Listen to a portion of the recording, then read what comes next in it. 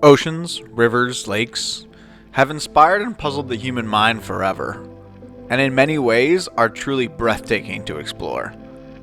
But not everyone sees all these bodies of water in the same light. To many, the warm oceans are the dream or the last frontier.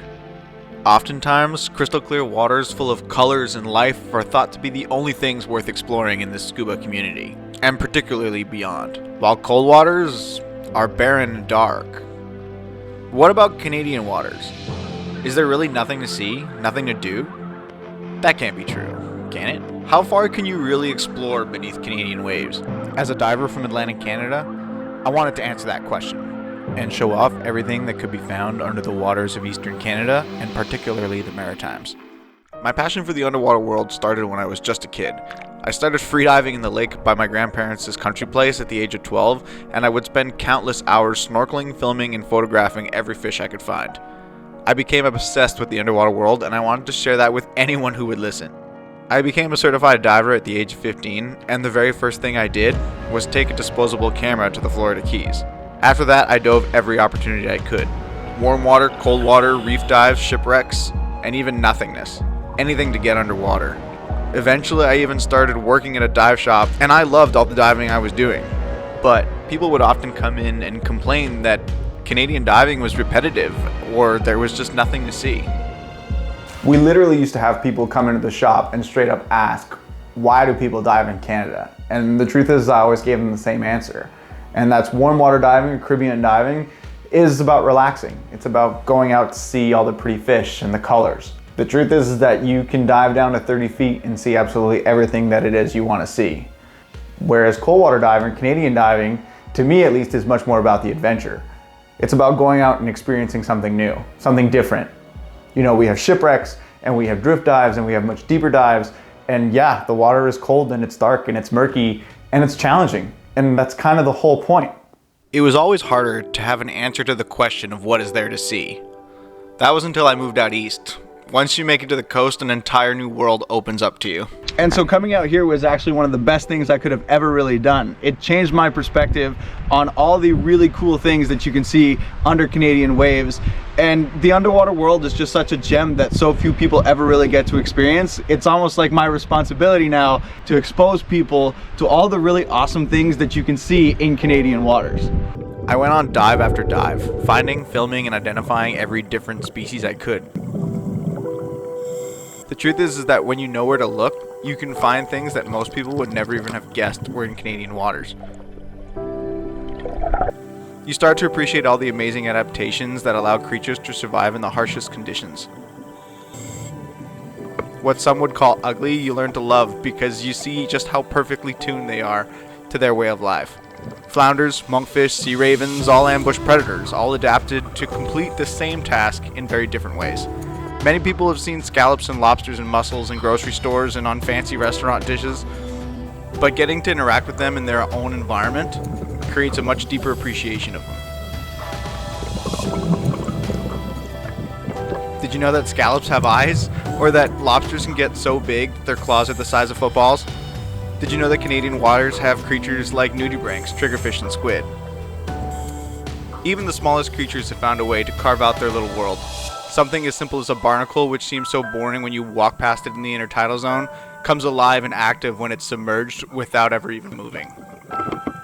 You get to witness some behaviors that remind you that all living things must abide by the same rules: survive, eat, and reproduce.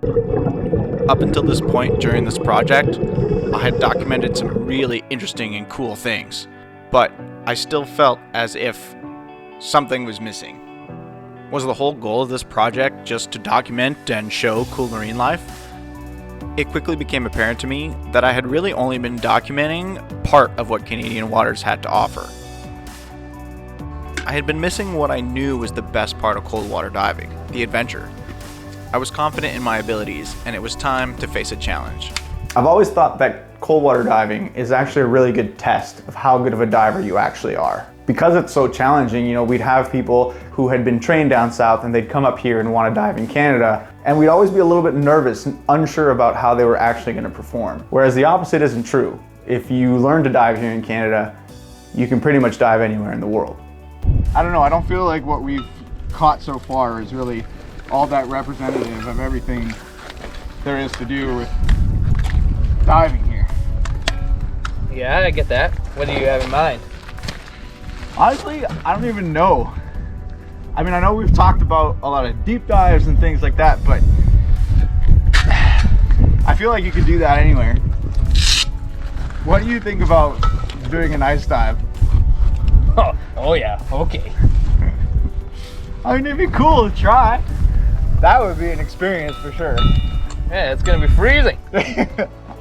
If I was going to attempt an ice dive, there were certain things that I was going to have to make sure I figured out. And the first thing was finding a dive buddy that I knew would be capable of handling himself under the ice. Lucky enough for me, I knew just the person. I had Curtis. Next, we had to find a spot. When I had done my last ice dive, we dove a quarry, and this time was going to be no different. Oh, this is looking good. This is looking good. It should offer good visibility, quality ice, and a fairly sheltered and consistent environment. That's kind of so cool. Like it's already started to freeze over. I think this could work. Like this could be a really cool dive spot for the ice dive. While I'm really quite intrigued and excited to go and do this dive, there's also quite a good bit of nervousness that goes along with that. And that's not necessarily a bad thing, but it definitely means that we have to be prepared and we have to start accounting for every little thing that could go wrong. Ice diving can both be very difficult and dangerous, and so this one was all going to come down to timing.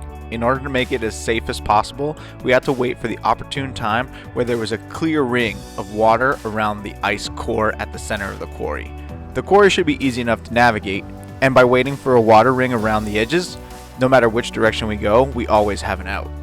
This makes it much easier to get in and out, and largely eliminates the necessity of rope. But that doesn't make it any less stressful. So how are you feeling about the ice dive? I think it's gonna be good. I think it's gonna be cold, but that's the way ice diving is when there's a bunch of ice on top. So Yeah, I mean, it's Canadian diving. Like, there are some things we'll have to consider in terms of our equipment and whatnot, but for the large part, like, visibility should hopefully be really good, and at least we've had the chance of diving the site before, so we'll have a pretty good sense of what it looks like and our orientation and whatnot, which should help us prevent getting lost. The plan was simple. Get in, take a compass bearing, head to the center of the quarry to potentially find some overwintering fish, and then head up to the surface. The best stuff is going to be right under the ice. yeah, hopefully, I'm sure it will. But we also have our cold water rigs, which should be perfectly fine. So I don't see that being an issue either. And so it was dive day. As we rolled up to the site, we were greeted by an absolute blizzard. After getting kitted up, we made our way into the water. We quickly realized that there was actually two different types of ice. Not only was there a ring of water, but the first section of ice was only a single layer and quite brittle. As you moved further in though, it did get much thicker and much more solid. When we put our head underwater for the first time, we did realize that there was almost zero visibility, which we weren't expecting. But with using some careful navigation, our lights to keep track of each other, and regular check-ins, we eventually managed to move from the murkiness into the deeper water that was much clearer.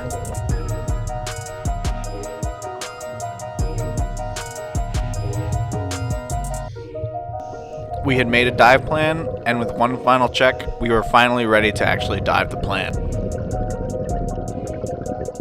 Curtis and I headed towards the center of the quarry by slowly making our way along the rock shelves.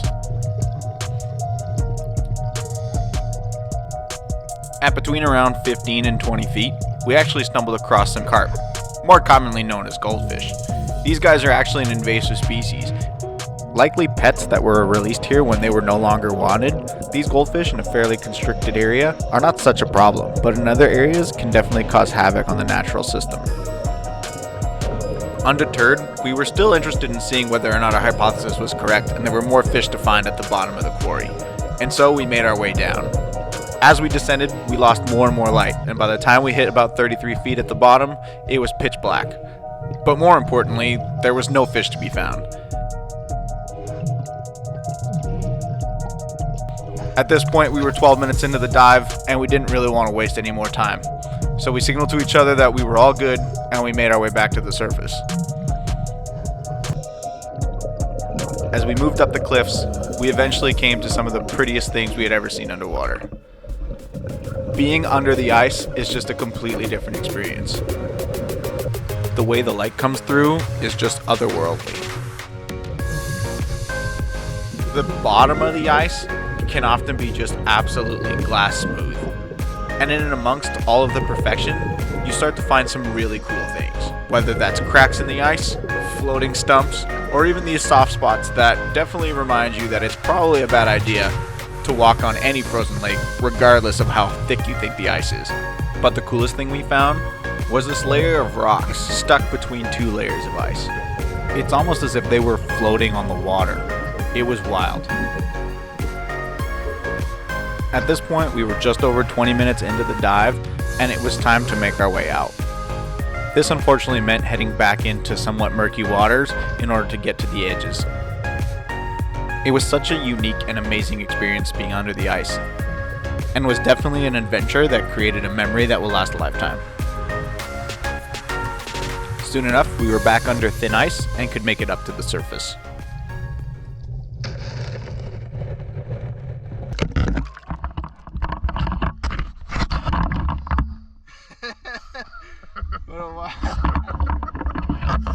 And so we had done it, completed the ice dive, something to be proud of for sure. But did I actually manage to show just how awesome Canadian diving can be? I guess that's up to each one of you to decide. You know, if this project even helps one person get out and explore the province and explore Canadian diving, or encourages someone to take their first steps into diving, then I definitely feel like we've managed to accomplish something here.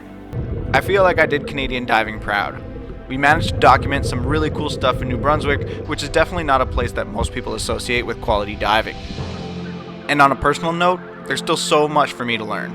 I feel like every time I dive, I'm reminded that no matter how much I know or plan, the waters will always be changing and challenging and keep you on your toes.